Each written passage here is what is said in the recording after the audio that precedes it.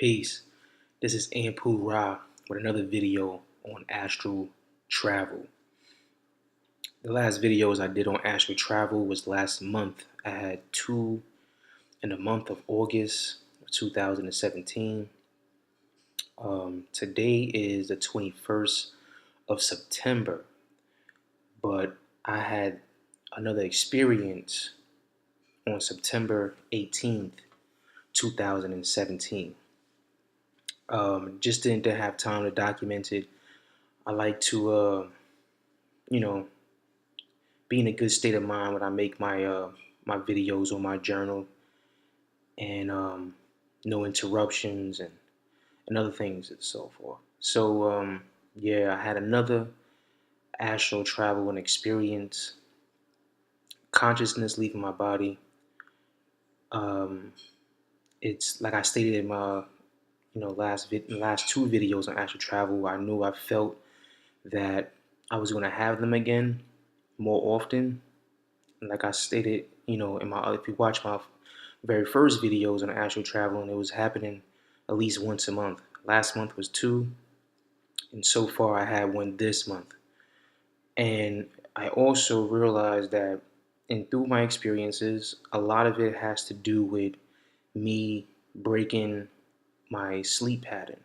It has, to me, that's the most potent way to experience the astral plane is when I'm in a deep sleep, I break my sleep and wake up for a little bit and then go back to sleep.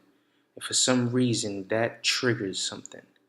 It has to do with something with the chemicals with dealing with the brain. And let's go a little deep on that, like dealing with the brain, dealing with the pineal gland. You know, I just been realizing that, you know, certain information just be coming to me. I could be doing something spontaneous. I could be at work and then it could just hit me, an idea. And maybe our brains is what really, holding us back to having these abilities. So for me, going to sleep and then waking up real quick and then going back to sleep, I'm actually tricking my brain to let my body rest, but let my mind be awake. So for me, that is the most potent things. I know I also spoke about sage and crystals, meditation. All that sounds good, but from my experience, from my journal and my experiment, this has been a case for me. Other people have, different ways of doing it, but for me, this is the way that I noticed that this is what's making me have these experiences. Tricking the mind. Trick the mind to let the body still rest and the mind be awake, meaning that you will be conscious. It's just like lucid dreaming. Your mind, the ego kind of holds you back from these experiences.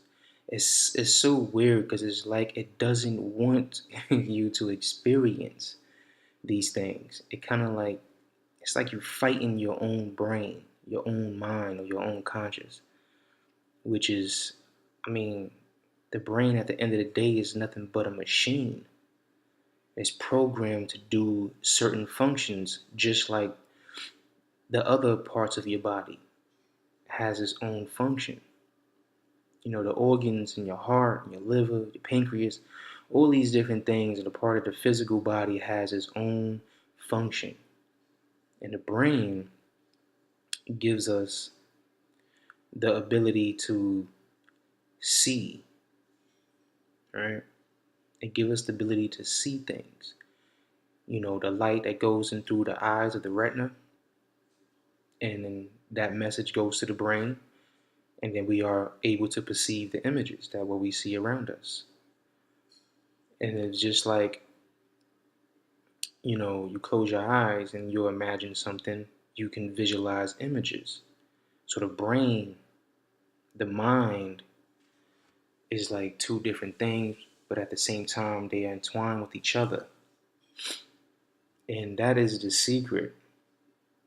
And I think if people start practicing that breaking a sleep, and then going right back to sleep. Because you have to understand the brain releases certain chemicals when you're sleeping. This is what makes us, the brain makes us not be conscious while we dream. Can you imagine if it's an automatic thing when you dream, you're always conscious? Then you'll be living in two realms constantly. Even though we do, but we just can't grasp it, consciously. We could remember, like I said, I dream every day and I remember every dream. But to be conscious is a whole nother thing. And I think the brain has to deal with a lot of that. It's like a lock. And for some reason, I figured out how to crack the code. I figured out how to break the lock. I saw a crack, I saw an opening, and, and it's like being in prison, within these physical bodies and within the brain. The prison is like a cell. But once you release from this cell, it's like being conscious within these realms. But then something always throws you back. And this is why, I realized also experimenting that I don't have sometimes I've had long experiences with astral traveling, but most of the time it's very short experiences. And it's like the brain or the ego is trying to calculate what's going on. It's like a defect in a computer program, and it's trying to fix it. Something get off track, your brain's like, whoa, wait a minute. This individual is conscious in this realm. Let's fix it. And then you end up going back to your physical body. Or being looped into a dream where you're not conscious and you're just flowing through it like a story. Um, and this is pretty much what I got from this experience on September 8th, 18th, 2017. This is what I got out of it. And this what gave me the idea of unlocking the brain. Changing the way we think, I think, has to do a lot with having these spiritual experiences. And I truly believe that this is why religion was created, to dumb us down, to become more unconscious, and to depend on a certain entity to have these beautiful experiences or powerful experiences. So I'm going to go into my experience on September 18th, 2017 during my actual travel. I had a normal day, and I went to sleep that night, and for some reason I had stomach problems. Like, my stomach was hurting. I broke my sleep. I got up in the middle of the night. It was like around 1 a.m. I remember because I checked my time. And usually when I break my sleep pattern in the middle of the night, I'm always checking the time because I keep my phone right next to my bed. So I check the time. And usually when it's between, like I said, the magical hours from 1 o'clock to like 3, I might have an experience. So sure enough, it was 1 o'clock. I went to the bathroom and I got some Tums because I had bad cramps, stomach cramps. I forgot what I ate that night, but so after I took the Tums, I laid down and I was saying to myself, like, yeah, I might have an experience because I broke my cycle of sleep. And it's always when I'm in a deep sleep. Not just waking, just laying down and waking up. No, it's always when I'm in a deep sleep. And when you look up the different stages of sleep, you go through different stages when you sleep, you know. And what I noticed too is like trying to sleep is different, you know. Trying to sleep, you start having all these randomly thoughts, randomly images. Like, pay attention to it. You're laying in your bed and it's dark and you close your eyes and you're trying to sleep. Even at times when you're really tired. Some people that are so exhausted, they just knock out right away. But some people, they close their eyes and it takes a while for them to get into that real deep, sleep. You have all these images, you have different thoughts. It could be negative or positive. And what I realize is that just not trying to sleep and then just let it go. I don't know how to explain that in a deeper manner. Just letting it go, not trying to sleep, but just let it go. Don't fight the images, don't fight the thoughts, and just let it go. And I noticed that I sleep right away. Or sometimes I'll stare into the darkness of my eyelids, when my eyes are closed, and just let it go. And I noticed that I'll fall asleep faster, but it has to be a deep sleep. I'm talking about snoring, mouth open, drooling, and then wake up. But it's kind of hard to just, I used to like set an alarm, but then I was, messing up my girl. But sometimes I would just normally get up, or sometimes I would drink a lot of water before going to bed to make myself get up because I have to use the bathroom. And then sometimes that could be risky too because then you have those dreams that you got to use the bathroom and you're dreaming that you're in a bathroom stall or in the bathroom about to use it, and then you can accidentally urinate on yourself. So for some people that are real deep sleepers, too deep that they can't even get up. But I've had one of those experiences when I was young, but not as an adult. That'd be kind of shameful. But I was in a deep sleep, and what woke me up was the pain from my stomach. I had stomach cramps, so that's what woke me up. And went back to sleep. And like I said, I was in a deep sleep. So when I woke up and I went back to sleep, when you do that, you kind of like fall right into sleep, like sleep mode. It doesn't take long for you to start dreaming again. And that's what happened to me.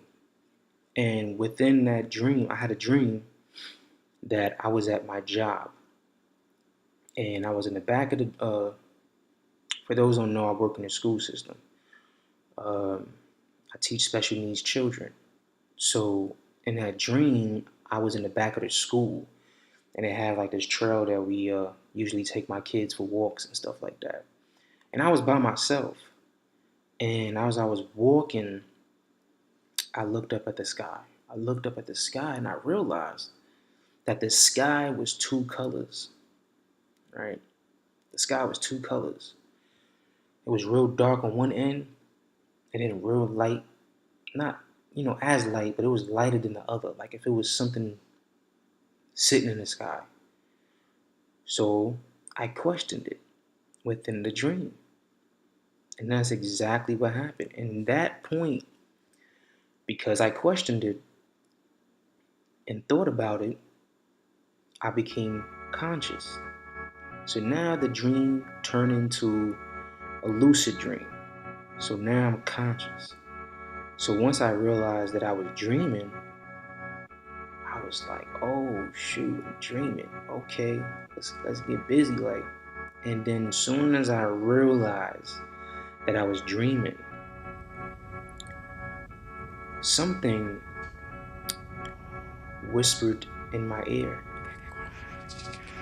I don't know what it said, can't comprehend what it said, but it whispered in my ear. And it was like if the entity was literally right here in my ear. And then I was still conscious, but I was within my bedroom now. And I was separated, but not fully separated, but still conscious. And then once I realized that, okay, it's about to go down, I heard the whisper again. But then this time, it was on the other side of the ear. And it whispered. Again, I don't know what it said. I couldn't comprehend what it was saying. But I knew what it was. It was a shadow being. And for some reason, like my last two experiences, like the last past experiences, like I said, they don't show themselves like how they used to. And again, I couldn't see them, but I can hear them. Not with my physical ears, but with my astral ears. And that's another thing I want to go into as well, what I got from this experience as far as the senses, right? So I knew it was there. I felt it in the room. I couldn't separate, but I was trying to separate. And then it did something real crazy. And it projected pain within my mind. Um, it it felt like if it was sticking a knife in my back. And let me explain. The pain was unbearable. It was excruciating pain. And that did kind of bother me. And I'm pretty sure what it was trying to do was trying to inflict fear. And I wasn't giving it. I didn't give in. The pain was unbearable. For females, it's probably like an epidural shot what they get, before giving birth. I don't know nothing about it. I'm not a female. I never gave birth before. Well, maybe not in this lifetime.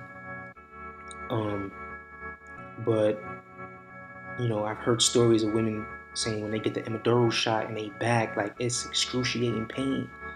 So that's like the pain I felt. It was painful. So I thought to myself, I said, this pain is not real. Because then we got to think about what is pain. And we going back to the brain, how the brain operates, how the mind operates.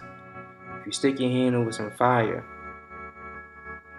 your touch senses go from your hand and it shoots through your body to your brain. And your brain gives you pain, a way of communicating to you to move your hand away from the fire. So this is how the brain operates. And this is knowledge that I know, so I use this knowledge to handle this experience. So I said to myself, this thing is projecting, like I said, these entities can project images, they can take shapes of different forms, they can play with your mind. So if they can play with your mind, then they can make you think that you're having pain. I know it's real deep, but it's real. And then once I said to myself, this pain is not real, it became like a battle of the minds. It became the battle of the minds. This is how these entities work in these realms. They don't really do things physically, they do things mentally. Because mental is everything. At the end of the day, this third dimension that is in front of us is all projected through mental. We are all on this planet on the same mental wavelength that gives us these images that we all can share. Alright? So for those who are watching this video, we all share the same mental wavelength, so you're able to see me the same way the next person is able to see me. If you look at a chair, I can see this chair the same way you see this chair. Because at the end of the day, we are all one. We are all connected. And this is what gives us this visual of this third dimension. Gotta understand that. So I battled this entity. Could have been two, could have been more. They could have all been working together to try to take me down. But it didn't work. So I fought it with my mind, and of course, as soon as I fought it with my mind, the pain went away instantly. And I lift my astral arms up like a tiger, and I projected the image of flames in my hands. And I was able to see these flames in my hand. And it was so weird because it was like if I was doing some type of like kung fu moves, because I was like waving my hands like this to let them know I'm about to kick your ass for what you did. Right? So at that point, I started laughing. So as I'm waving my hands with fire on some movie, some movie trip, and then I just peeled away so easily. And then the flames was still in my hands. And I remember looking at my hands like, wow, I got flames in my hands. And I've done this before with having light shoot out my hands. I've done that before within these experiences. And that's why I said that's why it's so important for me to document this, because the more I document, the more I learn, the more I learn about my abilities and what I'm capable of doing. So when I'm in certain situations, I can't limit myself. I'm prepared. So this is why I take these, this documentation with this experience. Like I said before in my other past videos, I had this light come out my hand. I grabbed one of the shadow beings and I melted it into a ball. So, and if these entities can read my mind, then they know what I'm capable of doing, and I know what I'm doing because I'm fully conscious. So, as I left my body, the flames in my hand lit up the room. So I looked around. No one was around. They must have just disappeared or went to another portal, or I don't know. But right away, I flew right out through the window of my bedroom like I did last time. Flew out through the window, and I remember going to my roof, the roof of my house. And it was just crazy. I sat on the roof, just sitting there. I'm just looking around. And going back to the senses, I've always concentrate on the senses with them when I'm within these realms. So as I was sitting on this roof, it felt like I was actually sitting on the roof. I was actually touching the roof. And you know how you have the shingles on the roof and how they feel, they rough. I used to lay roofs when I was young as a teen. I worked for this guy that does construction. So I know the feeling of a roof. So it felt like a roof within this realm. And like I said, this is the fourth dimension. Everything looks the same. I'm on top of my house. And in the front of my house is a lot of grass. It's a big grassy area with trees, with small trees. So I was sitting on the roof, and as I was sitting there, I was like, let me go down to the grass. So I flew down to the grass. And as I flew down to the grass area in front of my house, I'm walking in the front of my house, just walking around, observing. And I remember kneeling down to the grass, touching it, and the grass was wet. Because that's the thing down here, down south, it's a lot of moisture in the air. Like when I wake up in the morning, when I go to work and stuff like that, you might have a lot of water in your car. And it didn't rain, it's just a lot of moisture, it's a lot of fog because of the vegetation down here. So within this fourth dimension, I bent down and touched the grass with my hands, my astral hands, and the ground felt like grass and it felt wet. And I was just thinking to myself, like, wow, it's amazing how this realm feels the same as the physical realm. And I started walking. And I remember one time within this experience, I looked up at the stars, and the stars stood out extra bright, and the ones that stood out the most was the Orion's belt. It stood out the most, and it was very bright. And then when I focused on that Orion's belt, I started to notice that more stars started to appear, and then the whole space was like full with stars. And down south, you're able to see stars a lot because the air is much clearer.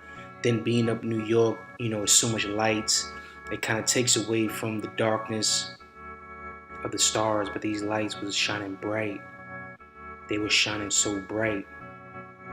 And I was amazed to look at the stars. Like, it was so many stars. I've never, even still to this day, I could look up in a clear night and see stars, but not this many.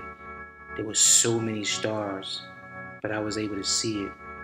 And I felt that if I would have put my mind to it, I could have projected myself to those stars. And there's no telling what realms it would have sent me to, or what experience I would have had. So that definitely happened within that experience. And as I started walking, I said to myself, let me look around and see if there's any entities around. And there was no one around. There was nothing around. This is how conscious I was. Then I said to myself, because I'm down south, and then within the third dimension, the physical world, you go outside at nighttime and down south, you're going to hear frogs, crickets, grasshoppers, all types of, insects and stuff. So then I said that to myself too. I said, damn, I don't even hear a cricket or a grasshopper or anything. And soon as I said that, the sounds of crickets and grasshoppers, came upon, my sound. And I was just like, wow. And I'm thinking to myself, did I created that? Did I make that happen? This is what I'm trying to figure out. And then I kept walking, and two big butterflies flew from behind me, and they came around me. Two of them. And they were like huge. They were the size of birds. It kind of got my attention. And I was looking at them. They were flying with each other. And, you know how butterflies do. They twirl, and they were massive. Butterflies I've never seen that big. And they were black and white. I remember the exact color they were. They were black and white. And then I went towards one of the small trees that's on my block. And I saw this big insect. It looked like a hornet, but it was like lime green. Like the whole thing was lime green. And I've never seen an insect like that before. I'm not saying that it doesn't exist, because there's so many different species of insects that, we haven't discovered yet. And it was huge, and it was sitting on a tree. I was so conscious. I'm like, this is the fourth dimension. This is the astral plane. So I went to touch it. So as I went to go touch it, I didn't get to touch it. Soon as I was about to, it lifted up his stinger towards me, like pointing towards me. And it kind of shocked me, so I stepped back, like, oh, okay, I'm not gonna mess with it. Let me just leave it alone. And then in the corner of the tree, of the limb, and the trees on my block are small, because this is a new development, and they just planted these trees, so they're not big yet. So it's small, so I'm able to reach the branches on the physical plane. And it's like I said, it's the same on the astral plane. So in the corner, you know how a squirrel positions itself between, two logs, or sit right in the middle and just sit there like that? It was this creature. Now, this is something I've never seen in my life. I don't even think this exists in the physical world. It was a cross between a reptile and a mammal, but it had like a human face. It looked like a goblin, right? I'm trying to see what is the best description I can give. The movie Maleficent, I can't even pronounce it. with Angela Jolie when she had the horns and she was like the fairy.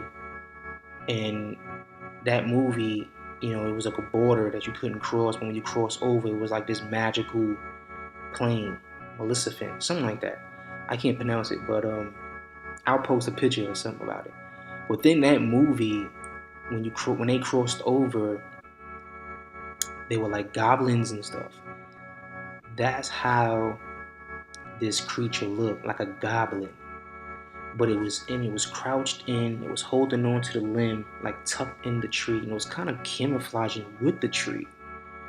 But it had his eyes closed, like if it was dead or if it was asleep. And I remember touching it. I poked at it to see if it was alive. Mind you, I'm conscious the whole time. I touched it, and it opened its eyes at me, and I backed up like, whoa, okay, it is alive. And it was crazy. It was a crazy experience. I didn't. It had a crazy look on his face. Like I said, it was like a reptile type of mammal. It was little, and it had like a human face, like human like features on its face. It looked crazy. I was like, you know what? I don't want no parts of that. Let me leave that thing alone. I kept walking, and I remember seeing another animal that looked like a deer, but it looked weird, like if that was from another, planet or something. So, and I saw other insects that were just like from out of this world I'd never seen before. And I love the Animal Planet channel, and I'm always watching Discovery, and so I love like watching the videos of the animals and stuff like that, the insects. I love watching that stuff. So I know a lot about the animal kingdom, and there was a lot of these things that I saw in this realm that didn't exist, you know, on this physical plane. So then at this point, my vision started to get black. Like if I felt myself being pulled back to my body or being pulled into a dream. And I knew this was happening. Like I said, the brain must have figured out that I got loose. And the brain is trying to put me back in place. And I fought it a little bit. I remember closing my eyes and I did something with my hands. I don't know, I had my hands a certain way. It's like if I knew what to do, but I just did it unconsciously. And I had my hands up like this. I closed my eyes, and I remember visualizing these beams of light hitting me. And I didn't make these things happen. Like that's what I saw when I closed my astral eyes. This is what I seen. And I opened my astral eyes, and then I was still in the same realm, still in the same location, still in the fourth dimension. And I was amazed that I did that. I said, oh, okay. It was like if I charged up a little bit. And I started walking around, just touching the grass, touching the bushes, just observing my senses, and like just comparing them from the physical realm to this astral realm. And to be honest with you, it's no different. It's the same. I could see if it was different, but it wasn't. It was just the same. When I touched that goblin, it was like if I was to touch a lizard. That's the texture, how it felt. Like if I touched a lizard. And yeah, and then after a while the blackness came again. I tried to fight it again, but I just couldn't this time. And then it looped me into a dream. And then within that dream, I had a dream, and then I got up again, and it was around 5 a.m. So I remember I checked my clock, and then I recalled what happened on the astral travel. I kept playing it back in my head like a movie so I won't forget, step by step. And then I went back to sleep, and then I woke up like an hour later. And then when I woke up, I wrote it down. So that was my experience, September 18th, 2017. So this is what I was analyzing. Like I said, it's always something different. So this what happened in this experience. Still being challenged by negative entities. I don't know if they're there to help or they're there to do harm. Either way, I don't like the feeling when they're around. So I'm always on protective mode. So, and also just the sensory thing, and the thought of the brain, and what functions that the brain does. You know, maybe using certain type of psychedelic drugs is what makes people have these experiences in the astral plane, because maybe it cracks a hole within the brain, with the mind, and to go into these other realms. Back in the days when they was using LSD and acid, they banned these things from the country. It's illegal to use these things. Why? You know, because they knew that we would be able to tap into certain things. That's why the whole hippie era, everybody was happy in love. They was looking at life in a different light. Marijuana, alcohol. When you look at the practice of voodoo, they use alcohol, liquor. It's all alchemy. Mushrooms. These, physical things can tamper the brain, can tamper the mind, and then you can have these experiences. Me, on the other hand, I don't have to use these things to have these experiences. My experience is dealing with breaking my sleep pattern. So I'm fooling my brain, fooling my mind to have these experiences. But like I said, there's other ways of doing it when dealing with certain psychedelic drugs. It's pretty much the same thing. These psychedelic drugs is fooling the brain. It's open up a window. It opens up a window for a certain amount of time.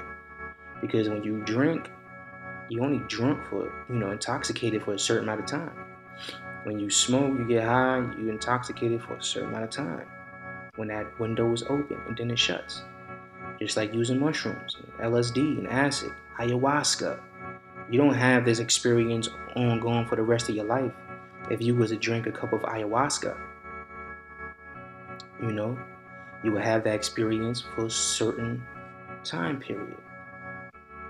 It does something to the brain that leaves that window open, and for you to have these experiences. In my case, break my sleep pattern, mess up the computer in my brain. I hacked it, and I'm able to have these experiences. So I'm gonna leave on that note. Yeah, it's real. So until we meet again, this is Anpu with another video on astral travel.